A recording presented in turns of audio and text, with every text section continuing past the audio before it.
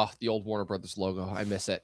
I love Catherine Watterson. Truly one of a kind. What happened to her? Oh, with the sideburns, the glorious sideburns. Joaquin's so short. I failed social studies, but Jews and Aryan Brotherhood don't go together. Eric Roberts. Michael K. Williams, rest in peace. Posing as an actual doctor. Man, there's that name again. He's at the center of everything. Paranoia alert, not hallucination. It's like a Better Call Saul setup. Literally. Oh, I remember this scene. I remember this scene very well. Fucking carpet on the wall. Hong Chow. Ha! That is indeed a pussy eater special. Right. Ha! Uh-oh. SAG member John Wayne Walk. Stay out of my beach town, Lebowski. Give me the back. Hello. Bigfoot is What the so hell? like gay coded. It's like, Oh my so god. far beyond.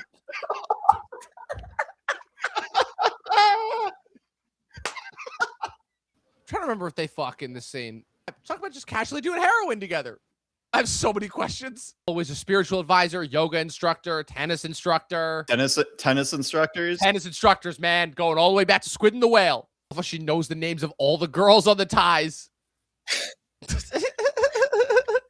He's beating him up like an older brother. I don't see how my smoking has any link to the Wolfman Sharlock Shasta case. I mean, unless it's different weed in the How 60s. That's irrelevant. It's like, did I miss an episode? I watch you guys every Tuesday night at 8 p.m. Tarantino would be losing his mind right now. The Golden Fang. The Golden Fang. I think this is the only time that Owen Wilson's ever worked with PTA. I love those transitions Oh. when you're having a conversation in one location and then you cut to And then cut to the conversation in another location. Yeah. like that never happens in real life. No, Ever. never. Got to get the movie industry Gotta involved. get the movie industry involved. It's getting deeper. Now we know why he was being so incognito. Oh, they're the Nazis. That pizza dough that they're playing with?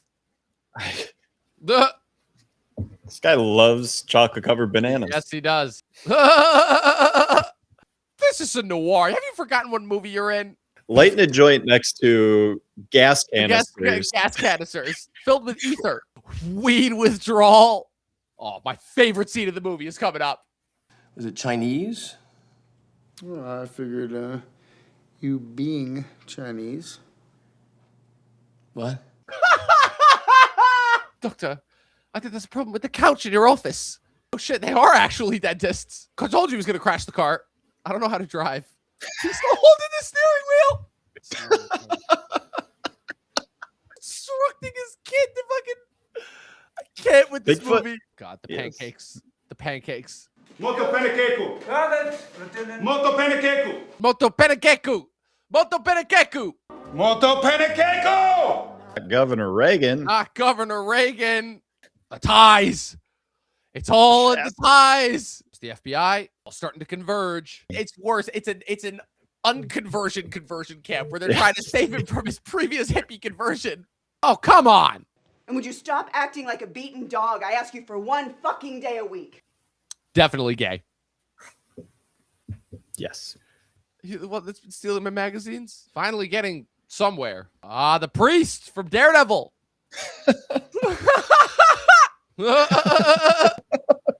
Yeah, every time he's in something, I'm immediately like, oh, bad guy. And this is some good shit. Always a good weapon. Oh, Martin Donovan. Classic movie bad guy. You're a dangerous hombre. Drive. No, not the ash. Not the ash. Okay. Inherent Vice. Wow. That was something. That was something. His longest, trippiest, most esoteric, weird, batshit, hysterical, confusing. I can't think of more. I'm running out of adjectives to use to describe it. So how did this measure up to the last time you watched it? Well, I made it through, so that was a good sign. As I've mentioned multiple times, I've tried to rewatch this movie and have just not wanted to. This time, I was able to sit in the scenes that I really like. I think the humor in this movie is really, really good. I think some of the scenes just go a little bit too long with the dialogue. It's just maybe trying to adapt too much of the book and really get that in there. But man, this this has some really special stuff in it. Yeah. Yeah, it's very unique amongst the Paul Thomas Anderson filmography. Like I said, it's right after the big snub for The Master, but before, I would say, like, the embracing of the mainstream finally with Phantom Thread, where it's actually funny because I feel like it's because of the reception to this movie that made me more skeptical when Phantom Thread came out. Yeah. Both also because A, I was still getting into Paul Thomas Anderson by the time Phantom Thread came out, and B, because Phantom Thread came out so late in the year that I thought that it had missed, because Phantom Thread is like ass crack end of December, and I thought it missed out of the window, that it was going to kind of get screwed, and then that ended up not only like getting the final Best Picture spot, in which I thought for sure was going to go. I forgot what the other movie at that time was going to, but Paul Thomas Anderson ends up sneaking in and completely stealing the 5th Best Director spot from Martin McDonagh, who everybody was convinced was going to be the 5th nominee. And what's it called? And yeah, but this is. Yeah, this really holds this weird spot in his filmography where people, I feel like, either love this one or they hate this one. I'm more lukewarm towards it than anything else. Again, I don't love this one, but man, there's a lot to enjoy about this movie. It's so random, weird. Like, this is a perfect stoner movie in the sense that, like, only Paul Thomas Anderson could capture, where it's like the first time that you, like, smoke weed, or the first time that you, like, do acid, and you're in that setting where you're, like, really not entirely sure what's going on, but at the same time, it's like, are you the one that's crazy, or is the world crazy, you know? And the movie not giving any real clear answers on that is really what gives this a very distinct tone and identity, like all the rest of his movies. Like, that's probably the most impressive thing about him as a director, is that all of his movies really do have their own distinct, unique tone and identity that, unless you're, like, obviously a PTA diehard like we are, you wouldn't really know or recognize.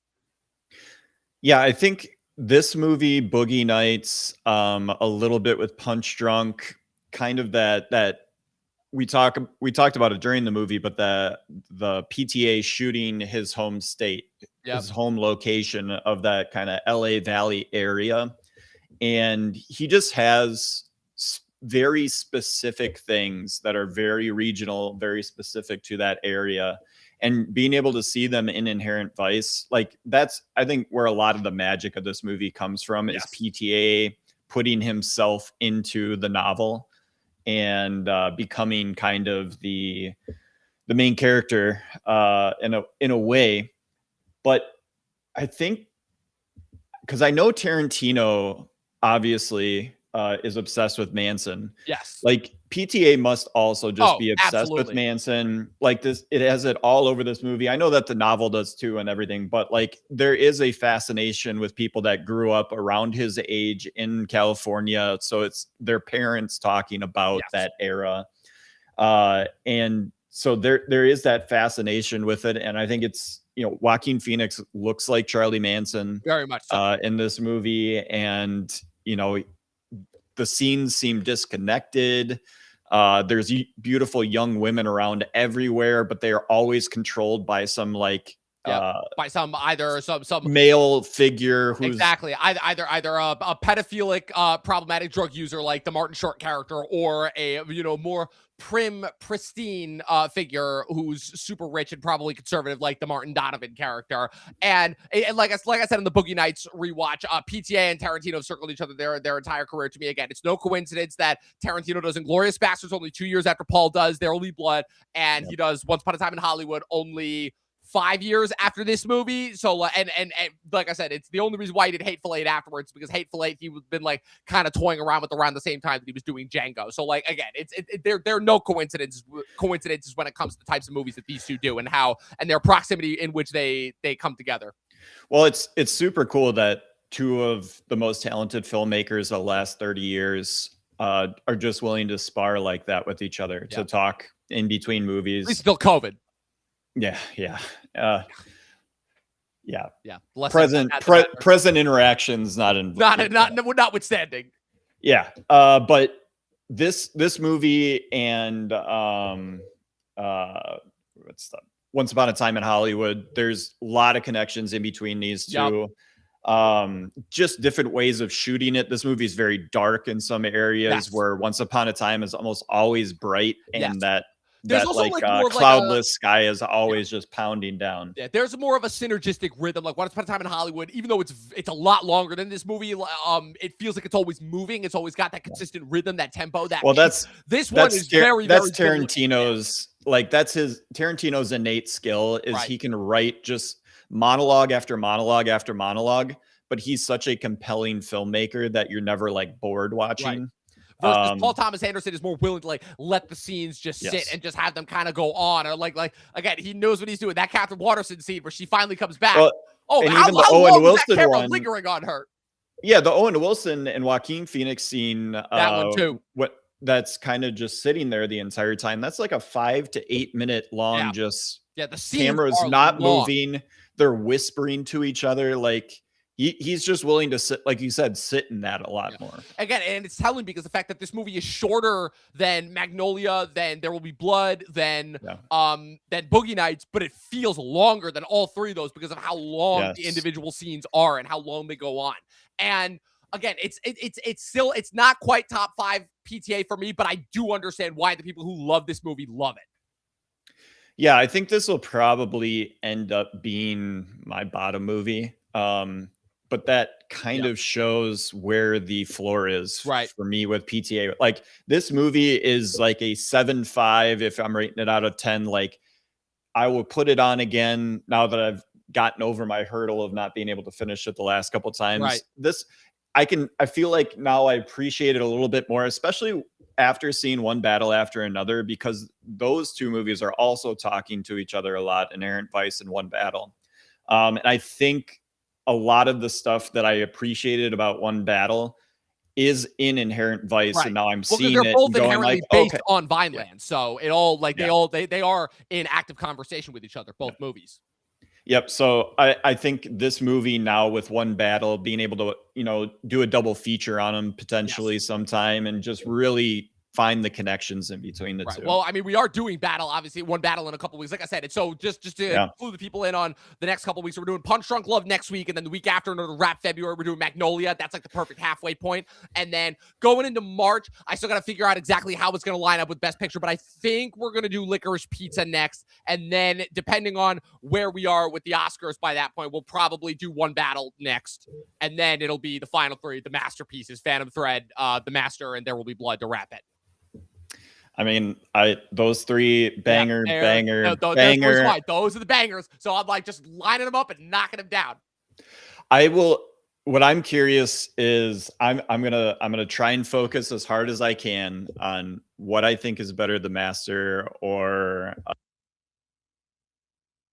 I think you hit. Okay, so you cut out for a second there, so I wasn't sure if you hit the mute button or Oh, so yeah, I was just saying Phantom Thread and The Master. I got to differentiate which one I want ranked higher. But I'm curious to watch those back to back. Yeah, that's going to be fun because Phantom Thread I haven't seen since it came out in theaters in 2017. I may have seen it New Year's 2018, and The Master I haven't seen since also I think like 2017, 2018, just about. So it'll be good catching up, seeing both again, and then I mean.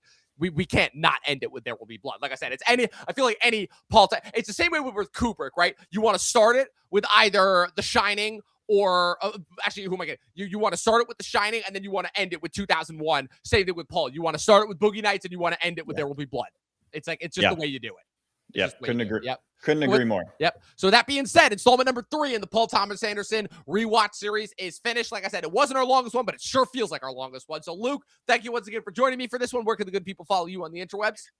Yeah, check us out. Franchise Addicts everywhere. YouTube, Twitter, not Twitter anymore. It's X, Instagram. And then over on TikTok, we post clips from our full-length episodes that you can check out on YouTube. Check out our back catalog too. We're currently going through the Mad Max series. We're taking a little bit of a pause, so if you haven't seen any new episodes, that's why. But we've got the first 2 Mad Maxes in, and then check out everything that we did previously, Indiana Jones and all that stuff. Perfect. Absolutely. And you can follow me with everything going on at Movie Nerd Reviews across all platforms, at Official Talk TV Podcast across all platforms. Obviously, by the time this episode comes out, we will have a winner for the Super Bowl. So we will see if Seattle or New England regains its former glory dominance. Be sure to click the subscribe button on YouTube. Make sure you follow us on Spotify and all of our audio streaming platforms. And in the meantime, 12 seasons of a short film and watch more fucking movies. We'll see you guys next week. Peace.